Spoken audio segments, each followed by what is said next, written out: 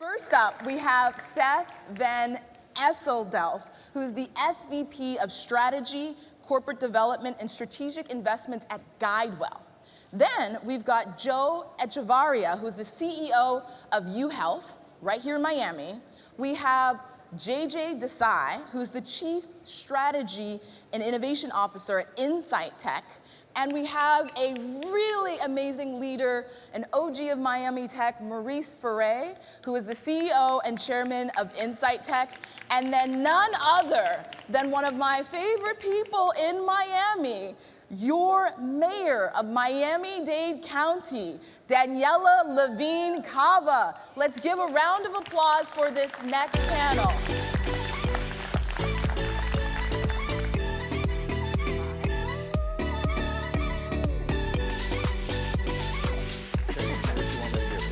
Don't worry.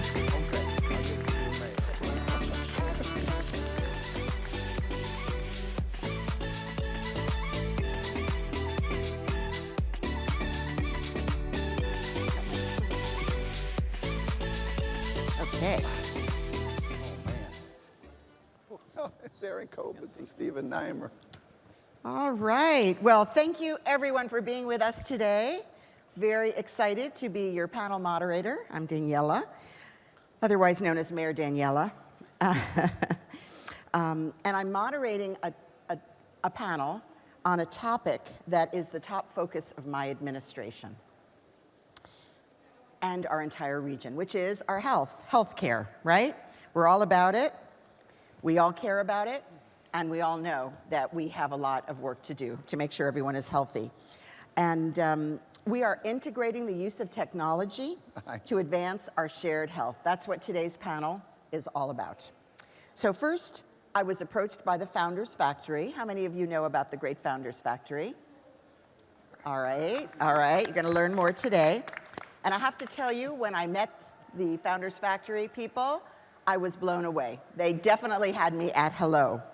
And so now this panel today is representative of the transformative force for healthcare in today's society, where healthcare and tech come together.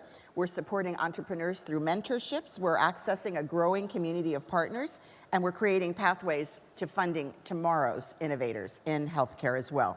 But what is truly unique about what you're going to hear about today is what I'm calling the big C for collaboration, because we have payers and providers working together to transform healthcare in our society. So let me introduce to you who is on the panel. We've got Pat. Seth. Garrity, right? Yes. Okay, we've got Seth Garrity, who is the president and CEO of GuideWell and Florida Blue. And we have Joe Echevarria, who's the CEO of UHealth and the Executive VP for Health Affairs at University of Miami. We have Maurice Ferre, who is a doctor, MD, and CEO and chairman of Insightec and chairman of Founders Factory Miami. And we have Desai, also a physician, chief strategic officer at Insightec and director of Founders Factory Miami. So let's get started with some introductions. And why don't we start with you, Dr. Ferre? Thank you, Daniella, and thank you, eMERGE, for having a wonderful venue here. It's great to be back after 2 years, and I'm sure everybody's excited with all the activities that's happened here in Miami. And there's nothing more important than the work that's being done in digital health. My name is Maurice Ferre. I'm a serial entrepreneur. I've been blessed to live in this wonderful city for a few decades, and a real believer in developing the ecosystem in healthcare, and no better way to do it today in announcing the Founders Factory. So thank you, Daniel. Excellent. Okay, let's go to you, Joe. Joe. Yep, Joe Echevarria, as the mayor kindly introduced me. I've been in this great city since 1974, which is when I walked onto the campus of the University of Miami as a freshman. So it's quite an honor to be sitting here with some of the people. But I want to point out two people that really matter in the health system. Stephen Neimer and Aaron Kobitz. I see them sitting right next to each other in the front row. Yay. Stephen Neimer runs Sylvester. So anything I say about that comes from Stephen. Aaron Kobitz is the vice provost for research. And that's what really makes the University of Miami health system go, people like them. Great. And how about you, Seth? Oh, thank you, Mayor. My name is Seth from Essendelft, and I'm the head of strategy for GuideWell, not quite the CEO yet. So Pat Garrity, unfortunately, couldn't be here today, so I'm representing him. I've been at GuideWell for about 2 years, and I really love the company and what we stand for. My background has been in healthcare for almost 20 years, mostly on the provider side, probably 15 years working in different health systems up and down the East Coast. I got my start here at Baptist Health of South Florida, I'm proud to say. And it's been a great journey. We're really excited about this opportunity to collaborate, to work together, and I think you'll see the alignment across this team, and really happy to be here. Thank you so much for the eMERGE conference for having us. Okay, excellent. And now we'll wrap up with JJ. Thank you, Madam Mayor. Pleasure to meet everyone. My name is JJ Desai. I think I'm first and foremost the father of 4 kids under 10, so the future of this city really matters to me, and we're fighting for it every day, and it's easier and easier as we start to get some big wins here. I first came to Miami from California to actually train at the University of Miami for medical school.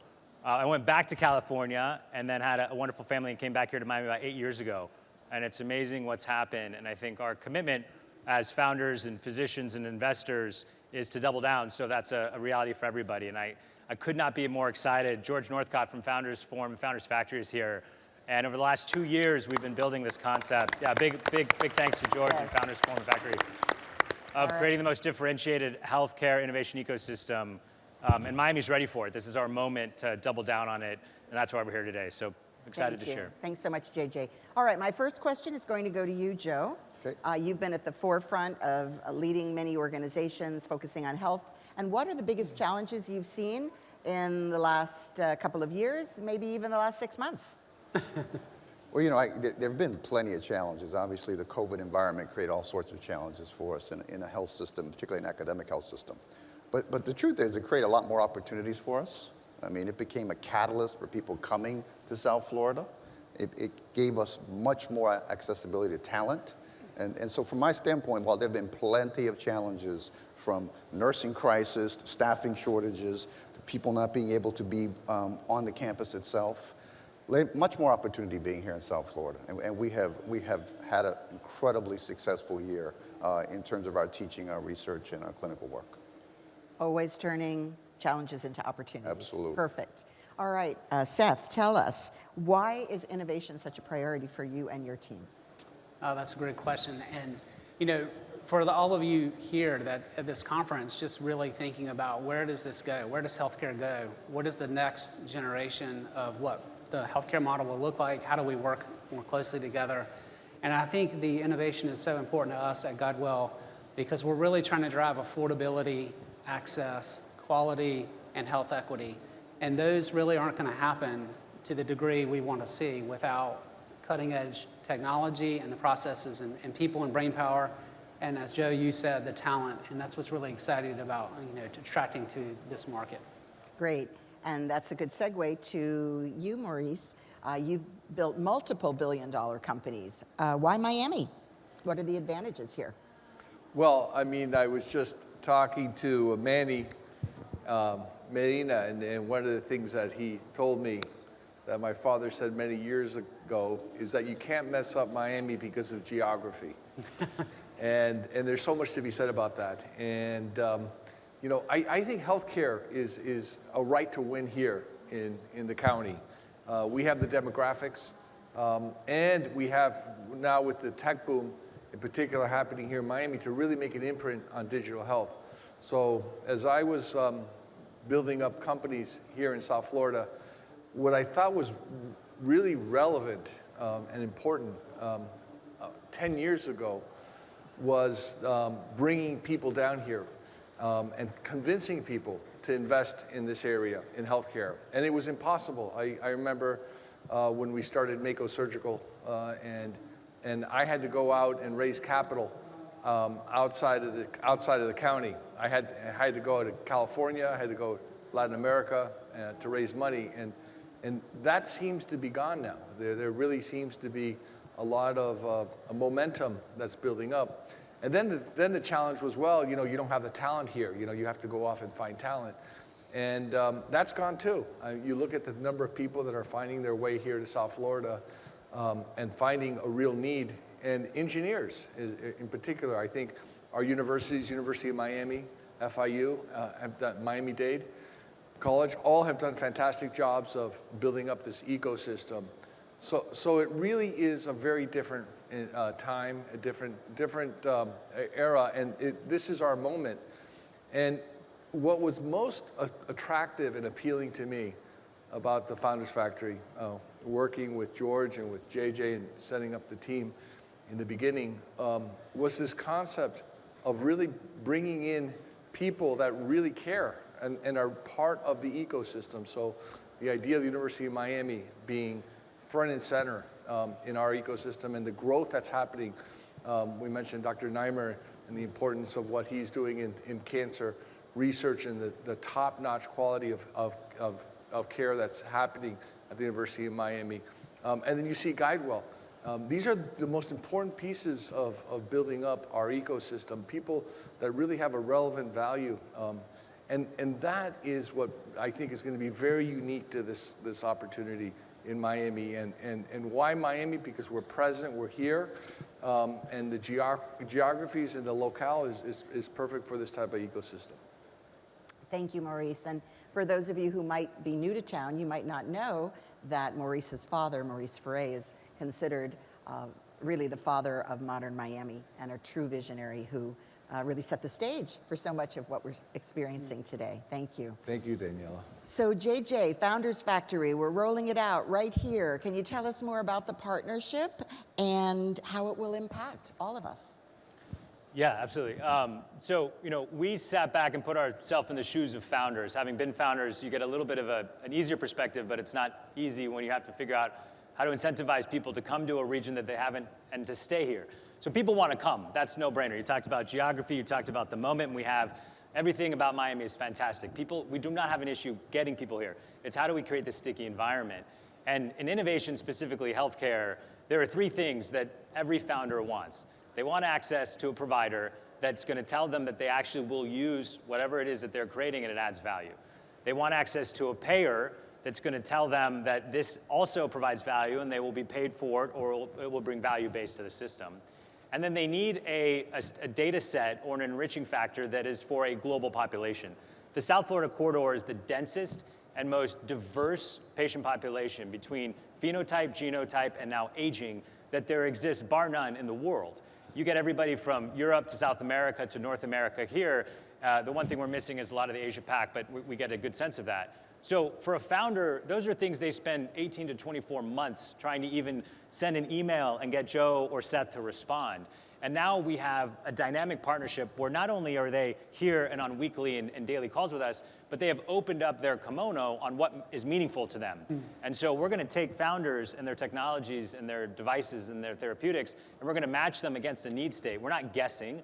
We know the need state. We're going to match them, and we're going to do it with highly progressive partners. I cannot say enough good things about GuideWell and the University of Miami Health System for what they have been, but more importantly for what they are doing along the lines of what they're talking about. So we're really excited, and I'll just end with Founders Factory. It was brought to us by some of the most well-respected founders that we know from around the world, and that's always where you want to start. You don't want to have to go looking for something that's this meaningful. And so we couldn't be more honored to partner with them and to partner with GuideWell and with University of Miami Health System. Great, thanks for setting the stage, and let's hear from you, Seth, why it was important to work with Founders Factory and get involved in the Venture Studio and the Accelerator Program. Yeah, we've had great experience in the innovative aspects of trying to create new models and have worked really tirelessly over the last decade or so on creating more alignment. We were talking backstage before about how do you really move the needle? How do you make people practice differently than maybe they were trained or have learned in med school? And it's really about driving that alignment that JJ just spoke about, creating a need state, really understanding what problems you're trying to solve, how to get people collaborating around the table to try to tackle those with alignment. And really, we've had some really good success from, if you look at the kind of the nonprofit perspective and doing things like innovation challenges and bringing seed money and accelerator opportunities to nonprofits partnering with lots of different agencies across the state and really trying to make that focus of how to create value and affordability a centerpiece so that we're kind of all moving in the same direction. So we know, thank you for mentioning affordability. We know that a big part of this is the equity component. And to me, that's so very important as well to all of us. And Joe, how about you? How do you see this partnership, why it's so important to be part of Founders Factory? Sure, thank you for that. And I agree everything that's been said, so I won't belabor those points. But health systems, whether it's the University of Miami's, NYU's, it doesn't matter, they have heavy legacy architecture. What I mean by that is their legacy systems fit for purpose, they're a bit clunky, and accessing information is difficult. So one of the things we've come into is building a technology aspect using tech to sort of access the data and make it a better experience for patients, from the more complicated and how clinical trials are assigned to how an individual patient gets a piece of medical equipment.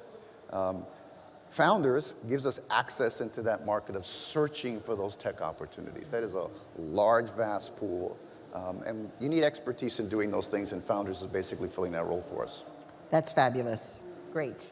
And to dig down a little deeper on the health equity component here and more affordable care to underserved groups particularly, Seth, I'd like to ask you about how the innovation and entrepreneurship play a role in improving health equity to these underserved community groups, and how are you leading the way at GuideWell? Well, thank you for that question. You know, as Joe just mentioned, there's a lot of legacy systems in healthcare, and we see that it's not easy. It's a complex system, and even for me, and I'll just share, you know, when I go to the doctor, there are times where I'm trying to figure out, you know, how does this fit together? What specialist would I see, et cetera? And so for different areas of the market, that's even more challenging. And so part of what we're trying to do is bring people that are really interesting. And I think Maurice, you touched on this, assembling a team that has that common vision and mission of what we're trying to do together. As a nonprofit, it's easy for us. We certainly focus on that, but trying to find entrepreneurs that are also interested in solving the most complex problems that don't always have a natural revenue associated with it, or our natural business model, and trying to develop that together, trying to find ways of working together to solve those problems is what's really exciting to us. Great. And how about you, Joe? How do you think that the university is able to address these challenges of equity and for the underserved and underinsured? Well, you make a great data point. So one of the great demographics that you have in healthcare is 20% of our population is over 65. That's me. But 20% is also underinsured or not insured at all. And that's sort of part of the health equity that you just referenced. And for us, we have a terrific 70-year partnership with the Jackson Health System. And so that partnership is how we bridge the equity in this community. Yeah. If you go to a Jackson facility, if you're going to an acute care facility, 85 to 95% of the doctors you see are faculty. If you go to an urgent care facility, 100% of the doctors you see are faculty. So between the research data that we use, and that's why I referenced Aaron early on and Stephen, we have vast access to data that is complex and multicultural, and we build that into the translation. On the delivery side, our partnership with Jackson gets us into the community in a very important way.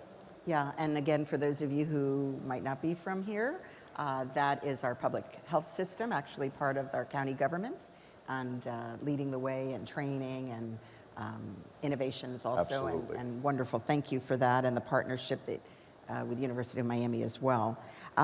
So, JJ, how do you think that entrepreneurship and your venture studio model can help us unlock some of these challenges, address some of these problems? Yeah, so I think there's two important things. First, we're planting a flag, and people want to know where to go. They want an infrastructure that they say that's where health tech and med tech and therapeutic innovation is happening in a city and in a region, because they want to gather, they want to shared learning, they want communal learning. We built this in San Francisco, we built it in Cambridge, we built it all over the world, so we know how to build these things. And so that was a really important step. We're planting a flag, so that's number one. And the second one is innovation at this level it's a culture and a feeling. And I give so much credit to Seth and Joe, because they know that that culture is not something that you can just imagine and implement internally in institutions that are as big and complex as theirs. It's something that you need to partner and you need to bring, you got to do it internally, but you also need to pair with the best practices externally. And we're going to the best with Founders Forum and Founders Factory, and we're combining that culture and that feeling with a physical place now where people can come and help solve the problems that we're talking about with access and equity. Right, because we're showcasing right now this particular partnership, but you've got others in the pipeline. Yeah. All right, so let's turn to you, Maurice, to kind of close it out, and then we'll have closing remarks from all of our panelists. Your family, as I mentioned, has a long history in politics as well. What can we do to help as government? Well, I think that first and foremost, creating this ecosystem, this gathering, this place to come here in South Florida is I think kind of paramount. Bringing the top teams together that have a common goal, common interest to solve these problems, and in a way that is unique, with a leadership team in particular of Founders Factory and their track record of bringing these things. So we've been able to congregate where we're going to be able to create this ecosystem that's going to grow into 30 plus companies here in South Florida, which is remarkable. It's not that I think is the key opportunity, is seeing these companies kind of grow, and having it happen here side by side, Daniella, with government is important, because we have to understand that our healthcare system is costing us 18% of our GDP. We have to solve problems. And being front and center and looking at the opportunities with digital health, seeing it in combination with a payer and a provider, makes complete sense. I think this is a very unique model. I think, as JJ alluded to, in terms of the genotype of the county, what we have, all the resources we have, Madam Mayor, I think are going to be so important. It's the partnership with free enterprise, with academia, with government, in combination with a common goal and interest, I think is what's going to make this a very successful program. Excellent. And the three legs of the stool: business, government, and civil society. We're going to continue our transformation and leadership. Thank you so much. So I'd like to invite all of you to just wrap it up with any closing thoughts about health equity and the market, new solutions. Anything that you could say, any quick predictions for the next 3 to 5 years, if you had your crystal ball. And we'll go backwards. We'll start with JJ. I love the crystal ball question, and me first. I think that the key for this success is that we've got one of the biggest thought leaders in the way that payment is being structured for value-based care, for the transition into care, into access and equity in GuideWell. And we have an institution in UHealth that has, bar none, the widest reach and access to care, from Dr. Nymer Sylvester, through the community depositions, through Jackson, through the health system itself. And that is, as far as I've seen, the winningest combination to apply new tech and data sets in a meaningful way. Not a theoretical way, but an actual meaningful way where within a matter of weeks to months you get accretive feedback, and that's value creation. And so I would challenge everybody in this audience to tell all the founders you know, all of the smartest venture capitalists are here. You may not know it, but they live here now. A lot of great founders live here, and this is the next decade of health tech and healthcare innovation. So tell everybody you know, and my last challenge to you is to just show up, because Founders Forum is coming here next fall, and if you've not been, it's one of the most innovative platforms for tech and healthcare innovation that I've ever been a part of.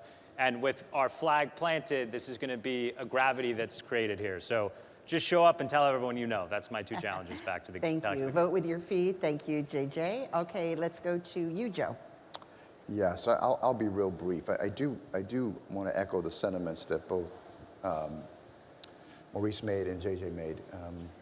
Florida was a destination state when I was young, and it was basically around tourism. And you go to LaGuardia Airport, and the check-in for American had Florida check-in and all other cities. That's what I mean by it's been a destination city for a long time.